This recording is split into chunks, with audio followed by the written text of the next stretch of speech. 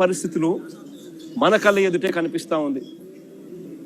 ఇది జరిగిన ఘటనను చూసుకొని ఈ తల్లితో పాటు ఆ అబ్బాయి చిన్నమ్మనేమ్మ లాయరు దుర్గమ్మ, ఆ లాయరు వాళ్ళిద్దరూ డీజీపీ ఆఫీస్కు వెళ్ళి ఆ దుర్గమ్మ లాయర్ డీజీపీ ఆఫీస్కు వెళ్ళి రాతపూర్వకంగా ఇది జరుగుతూ ఉంది అని చెప్పి ఏకంగా కంప్లైంట్ ఇవ్వడం జరిగింది.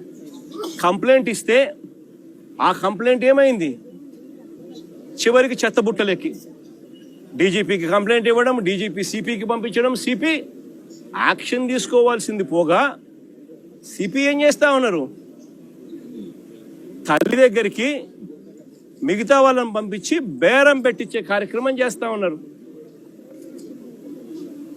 ఖచ్చితంగా ఏదో జరిగింది, నా కొడుకు ఏదో జరిగింది అని చెప్పి ఆ తల్లికి పూర్తిగా అర్థమై జూన్ 2వ తారీఖున హైకోర్టులో హీబియస్ కార్పస్ పిటిషన్ వేసి నా కొడుకును వీళ్ళు హత్య చేసినారు, నా కొడుకు కనిపించడం లేదు, నా కొడుకును దయచేసి నాకు చూపించండి అని చెప్పి తల్లి ఆవేదనతో పిటిషన్ వేసినారు.